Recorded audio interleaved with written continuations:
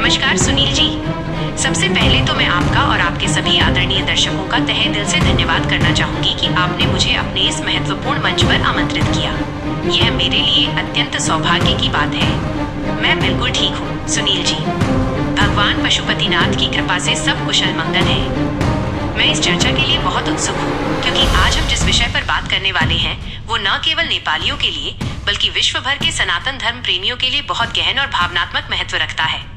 तो सुनील जी, मुझे आज्ञा दें कि मैं आपके और आपके दर्शकों के साथ इस विषय पर अपने विचार विस्तार से साझा कर सकूं। देखिए खुशबू जी, 2007 से नेपाल को एक सेकुलर कंट्री बना दिया गया।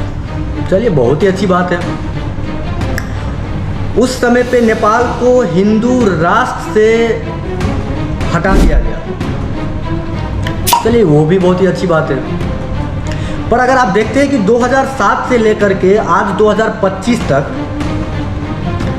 18 साल होते हैं, और इन 18 सालों में आज तक 18 से कई बार ज़्यादा भी सरकार बदली जा चुकी है।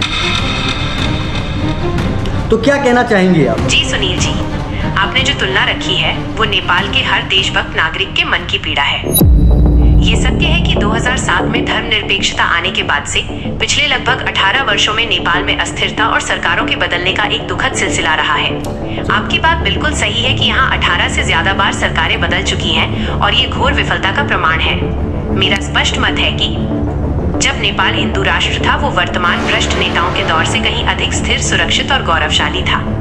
यहाँ मैं इसके 3 मुख्य कारण बताना चाहूंगी कि क्यों हिंदू राष्ट्र का समय बेहतर था।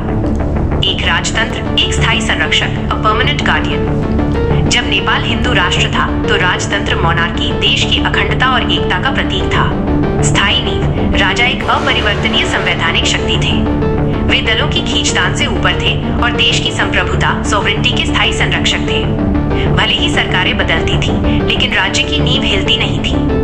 नैतिक अंकुश, हिंदू राष्ट्र की भावना ने राजनेताओं पर एक नैतिक और धार्मिक दबाव बनाए रखा था। वे जानते थे कि राजा और जनता दोनों की उन पर नजर है। 2. भ्रष्टाचार पर नियंत्रण, कंट्रोल ओवर करप्शन। वर्तमान लोकतांत्रिक व्यवस्था में अस्थिरता के कारण भ्रष्टाचार चरम सीमा पर है। घूसखोरी की राजनीति, चूंकि सरकारें हर कुछ महीनों या सालों में गिर जाती हैं, इसलिए नेताओं में दीर्घकालिक विकास की चिंता नहीं रहती, बल्कि वे अल्पकालिक लाभ, शॉर्ट टर्म गेन्स और घूसखोरी में लिप्त हो जाते हैं। हिंदू राष्ट्र में जवाबदेही, पहले राजशाही के दौरान भ्रष्टाचार पूरी तरह समाप्त नहीं था, पर यह नियंत्रित था। आज तो सत्ता में आने का मुख्य उद्देश्य ही व्यक्तिगत धन संग्रह बन गया है, जिससे आम जनता का जीवन मुश्किल हो गया है। 3. सांस्कृतिक और राष्ट्रीय गौरव, कल्चरल एंड नेशनल प्राइड। अस्मिता का प्रतीक, हिंदू राष्ट्र होने से नेपालियों में राष्ट्रीय और सांस्कृतिक गौरव की भावना मजबूत थी। यह पहचान पूरे विश्व में हमारी विशिष्टता, यूनिकनेस थी। आज पहचान का संकट। धर्मनिरपेक्षता ने केवल हिंदू राष्ट्र का दर्जा नहीं हटाया, बल्कि इसने राजनीतिक अस्थिरता और विदेशी प्रभाव का दरवाजा खोल दिया, जिससे हमारी पहचान कमजोर हुई है। ये भ्रष्ट नेता देश की सांस्कृतिक विरासत की रक्षा करने में भी असफल रहे हैं। निष्कर्ष सुनील जी, हिंदू राष्ट्र की व्यवस्था में स्थिरता, नियंत्रण और गौरव था, जबकि आज की धर्मनिरपेक्ष व्यवस्था में अराजकता, अस्थिरता और भ्रष्टाचार का राज है। इसलिए अधिकांश लोग ये मानते हैं कि देश का कल्याण और जनता की भलाई तभी संभव है जब हम सनातन नींव पर आधारित अपने पुराने गौरवशाली स्वरूप को वापस लाएं।